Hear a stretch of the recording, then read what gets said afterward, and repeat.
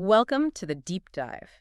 We know many of you are looking for solid info fast, especially around fertility. Absolutely. And today we're exploring something specific, acupuncture. Right. Specifically, how it might fit in as a complementary support for reproductive health. Exactly. We're going to look at research connecting acupuncture to blood flow, uterine and ovarian blood flow. Okay, so our mission today, understand if acupuncture can potentially boost fertility by tackling something called uterine artery impedance. That's the plan. Tackling that concept first. Good idea. So uterine artery impedance sounds a bit technical. What is it really? Yeah. Basically, it's a measure of resistance. Yeah. How hard is it for blood to flow through those uterine arteries? Okay, resistance. And why is high resistance a problem? Well, if there's high resistance or high impedance, you get less blood flow reaching the uterus. And that matters because Good blood flow is key. Yeah. It delivers oxygen, nutrients, everything the uterine lining needs to, prepare for a potential pregnancy. And the ovaries need it too for healthy eggs. Got it. So poor flow, potentially more challenging environment. That's the concern, yes. So where does acupuncture come into this picture? How might it help? Well, the idea researchers are investigating is that acupuncture might help decrease that resistance, lower the impedance. Leading to better blood flow? Potentially, yes. Studies have looked at both manual acupuncture, just the needles, and electroacupuncture, where a small current is used. And what are these studies finding? Is there evidence for this?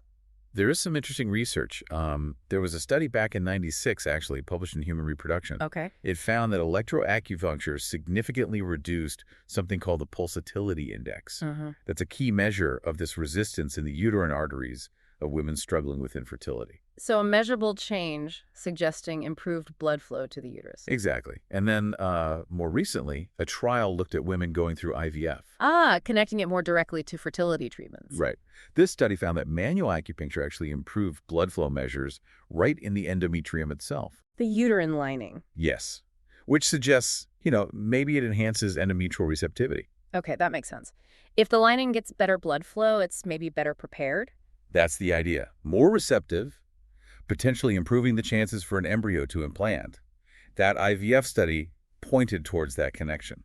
And you mentioned ovaries earlier. Does improved blood flow help there too? Maybe with egg quality? It seems plausible. The ovaries definitely need good circulation. For the developing eggs. To get the nutrients and oxygen they need to mature properly. So, yes, the thinking is that if acupuncture improves blood flow to the ovaries, it might support better egg quality.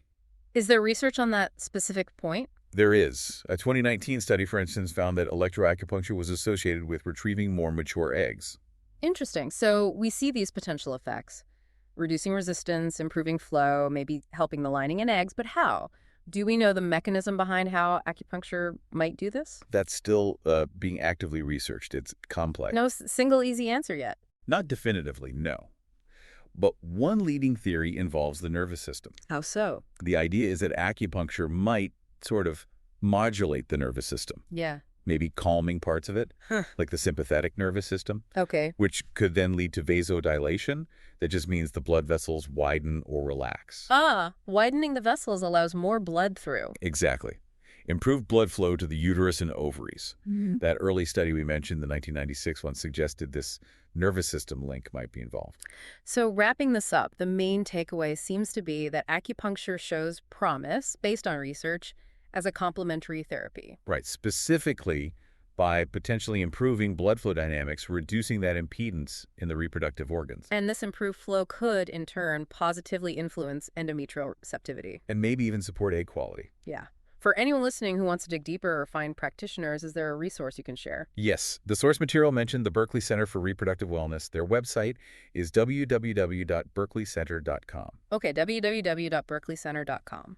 And they also listed a phone number, 212-685-0985. Great, thank you. 212-685-0985. Of course. This has been really illuminating. It really highlights how interconnected everything in the body is, doesn't it? It really does. Which kind of makes you wonder, thinking about these connections, what other traditional or perhaps overlooked practices might hold hidden benefits for our overall well-being, maybe even fertility, something to ponder. Definitely food for thought. Thanks for joining us for this deep dive.